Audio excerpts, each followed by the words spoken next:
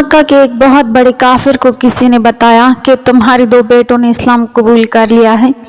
یہ سنتے ہی وہ شدید غصے کی حالت میں بیٹوں کے پاس پہنچا۔ پہلے تو انہیں خوب مارا، پھر زنجیروں سے جکڑ دیا۔ کچھ وقت بعد اسے ایک اور اطلاع ملی، تمہاری 2 بیٹیوں نے بھی اسلام قبول کر لیا ہے۔ اب تو اور زیادہ غصہ آیا۔ بسم اللہ الرحمن الرحیم۔ سہیل بن عمرو کو کسی نے بتایا تمہارے 2 بیٹوں ابو جندل اور عبداللہ نے اسلام قبول کر لیا ہے۔ یہ سنتے ہی وہ شدید غصے کی حالت میں بیٹوں کے پاس پہنچے۔ پہلے تو انہیں خوب مارا، پھر زنجیروں سے جکڑ دیا۔ کچھ وقت بعد انہیں ایک اور اطلاع ملی، تمہاری 2 شادی شدہ بیٹیوں سہلہ اور کلثوم نے بھی اپنے شوہروں سمیت اسلام قبول کر لیا ہے۔ اب تو اور زیادہ غصہ آیا۔ ان سب پر مظالم ڈالنے لگے، یہاں تک کہ ظلم سے تنگ آ کر ان کے بیٹے حضرت عبداللہ بن سہیل رضی اللہ تعالیٰ عنہ موقع پا کر حبشہ کی طرف ہجرت کر گئے۔ حضرت ابو جندل رضی اللہ تعالیٰ عنہ صلح حدیبیہ تک باپ کی سختیاں برداشت کرتے رہے۔ حضرت عبداللہ رضی اللہ تعالیٰ عنہ بھی کچھ عرصے بعد حبشہ سے واپس آ گئے اور پھر باپ کی شکنجے میں پھنس گئے۔ سہیل بن عمرو کو نہ اپنے بیٹوں کی کوئی پرواہ تھی نہ بیٹیوں کی۔ اسلام دشمنی کا جو راستہ انہوں نے اپنایا تھا اسی پر چلتے رہے، بلکہ جوں جوں وقت گزرتا جا رہا تھا وہ اسلام دشمنی میں اور زیادہ سخت ہوتے جا رہے تھے۔ دن رات اسی دشمنی میں بسر کرتے تھے۔ کچھ مدت بعد مدینہ منورہ سے کچھ لوگ حج کی غرض سے مکہ آئے۔ نبی کریم صلی اللہ علیہ وسلم نے انہیں اسلام کی دعوت دی تو انہوں نے اسلام قبول کر لیا۔ ان میں خزرج قبیلے کے رئیس حضرت سعد بن عبادہ رضی اللہ تعالیٰ عنہ بھی۔ اس بیت کو بیت عقبہ کبیرہ کہا جاتا ہے۔ یہ حضرات جب واپس مدینہ منورہ کی طرف روانہ ہوئے تو حضرت سعد بن عبادہ رضی اللہ تعالیٰ عنہ مشرکین کے ہاتھ لگ گئے۔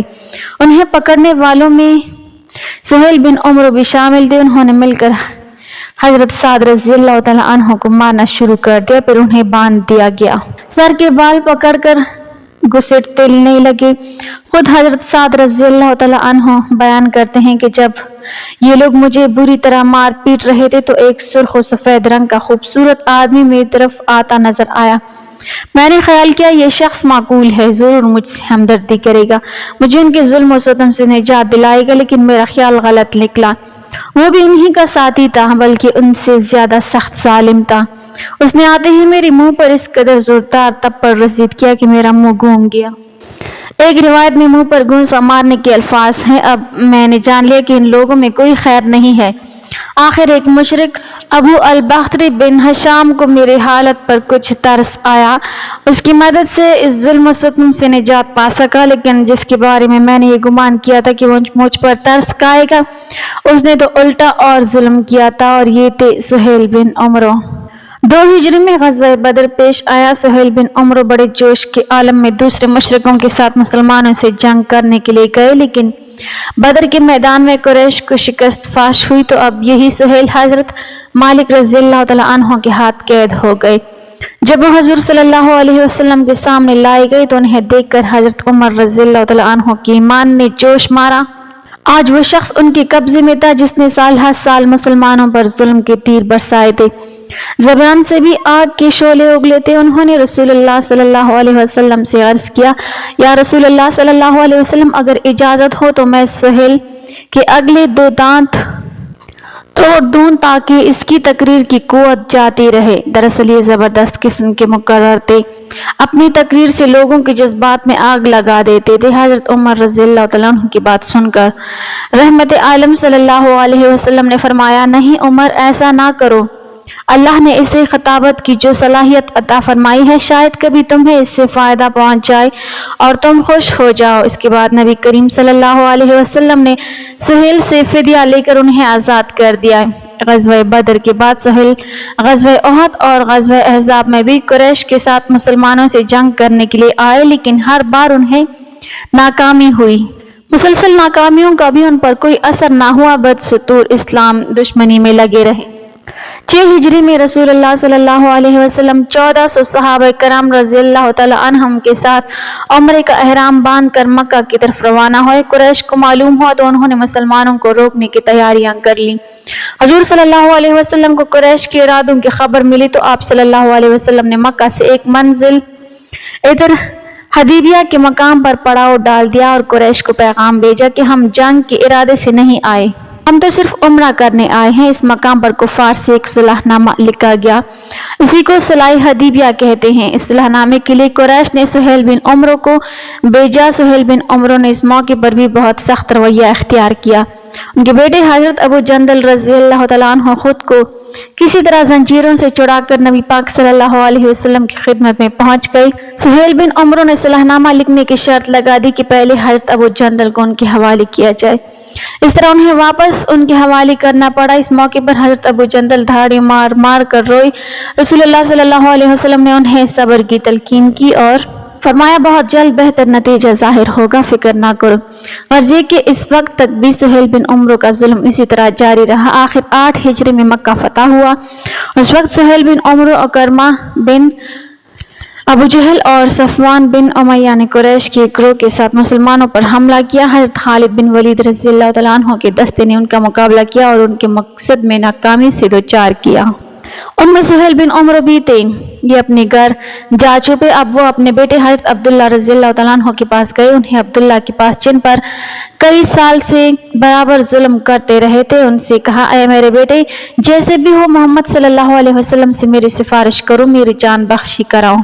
حضرت عبداللہ رضی اللہ تعالیٰ عنہ باپ کا ظلم بھول گئے، نبی کریم صلی اللہ علیہ وسلم کی خدمت میں حاضر ہوئے اور التجا کی، یا رسول اللہ صلی اللہ علیہ وسلم، میرے والد کو امان دیجیے۔ حضور صلی اللہ علیہ وسلم حضرت عبداللہ رضی اللہ تعالیٰ عنہ کی قربانیوں سے خوب آگاہ تھے، لہٰذا فرمایا سہیل اللہ کی امان میں ہے، کسی مسلمان کو اجازت نہیں کہ انہیں نقصان پہنچائے۔ سہیل باشعور انسان ہے، ایسا شخص اسلام کی نعمت سے محروم نہیں رہ سکتا۔ حضرت عبداللہ رضی اللہ تعالیٰ عنہ نے یہ خبر والد کو سنائی۔ وہ سنتے ہی پکار اٹھے، اللہ کی قسم، محمد صلی اللہ علیہ وسلم بچپن میں بھی نیک تھے، اس عمر میں بھی نیک ہیں۔ پھر حضرت سہیل بن عمرو رضی اللہ تعالیٰ عنہ رسول اللہ صلی اللہ علیہ وسلم کی خدمت میں حاضر ہوئے اور اسلام لے آئے۔ آپ صلی اللہ علیہ وسلم نے انہیں 100 اونٹ عطا فرمائے۔ اسلام قبول کرنے کے بعد ان کی زندگی بالکل بدل گئی۔ خود سے عبادت کرنے لگے، اپنا مال اللہ کے راستے میں خرچ کرنے لگے۔ پہلے اسلام کے دشمن تھے، اب اسلام سے دشمنی کرنے والوں کے دشمن بن گئے۔ غزوہ حنین میں حصہ لیا، اپنے گزشتہ گناہوں اور مظالم کو یاد کر کے روتے رہتے تھے۔ نبی کریم صلی اللہ علیہ وسلم کی وفات کے بعد جب لوگ دڑا دڑ مرتد ہونے لگے تو یہ ثابت قدم رہے۔ ان کے بیٹے حضرت عبداللہ رضی اللہ تعالیٰ عنہ مسلم کذاب کے خلاف جنگ میں حصہ لیا اور شہادت پائی تو کہا کرتے تھے، میں نے اللہ کے رسول صلی اللہ علیہ وسلم سے سنا ہے کہ شہید قیامت کے دن اپنے خاندان کے 70 افراد کی سفارش کرے گا، مجھے امید ہے عبداللہ سب سے پہلے میری سفارش کرے گا۔ حضرت ابوبکر صدیق رضی اللہ تعالیٰ عنہ کے دور میں روم کے خلاف جہاد کا اعلان ہوا تو حضرت سہیل بن عمرو رضی اللہ تعالیٰ عنہ اپنے خاندان سمیت اسلامی لشکر میں شریک ہو گئے۔ مورخ و عقدی کی روایت کے مطابق انہوں نے شام کی بہت سی لڑائیوں میں حصہ لیا، جان بازی اور سرفروشی کا مظاہرہ کیا، رات کو عبادت کرتے، دن کو جہاد کرتے، گویا خود کو دین کے لیے وقف کر دیا تھا۔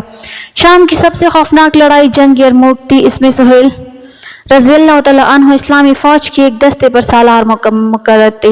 جنگ کے پہلے دن 60,000 عیسائی مسلمانوں پر حملہ آور ہوئے۔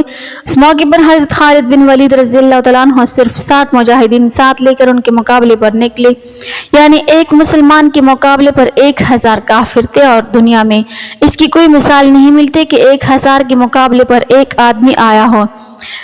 پھر آسمان نے یہ نظارہ دیکھا کہ ان 60 مجاہدین نے 60,000 کا مقابلہ بڑی بے جگری سے کیا۔ ان میں سے ایک حضرت سہیل بن عمرو رضی اللہ تعالیٰ عنہ تھے۔ رات کی تاریکی پھیلنے تک یہ 60 مجاہدین دشمن سے لڑتے رہے۔ اس دوران انہوں نے سینکڑوں کو قتل کیا، جبکہ مسلمانوں کے صرف 10 آدمی شہید ہوئے۔ آخر جنگ یرموک شروع ہوئی اور اس جنگ کے دوران ہی حضرت سہیل بن عمرو رضی اللہ تعالیٰ عنہ شہید ہو گئے۔ حافظ ابن عبد البر نے لکھا ہے، حضرت سہیل بن عمرو رضی اللہ تعالیٰ عنہ زخموں سے چور ہو کر زمین پر گر گئے۔ اس حالت میں انہوں نے کہا، پانی پانی۔ ایک مجاہد دوڑ کر پانی لے آئے۔ انہوں نے پیالہ منہ سے لگایا تھا کہ اسی وقت نزدیک سے ایک زخمی مجاہد کی آواز سنائی دی، پانی۔ انہوں نے فوراً پیالہ منہ سے ہٹا لیا اور فرمایا، پہلے میرے اس بھائی کو پانی پلاؤ۔ ان کے پاس پانی لے جایا گیا تو تیسری آواز سنائی دی۔ انہوں نے بھی کہا، پہلے میرے اس بھائی کو پانی پلاؤ۔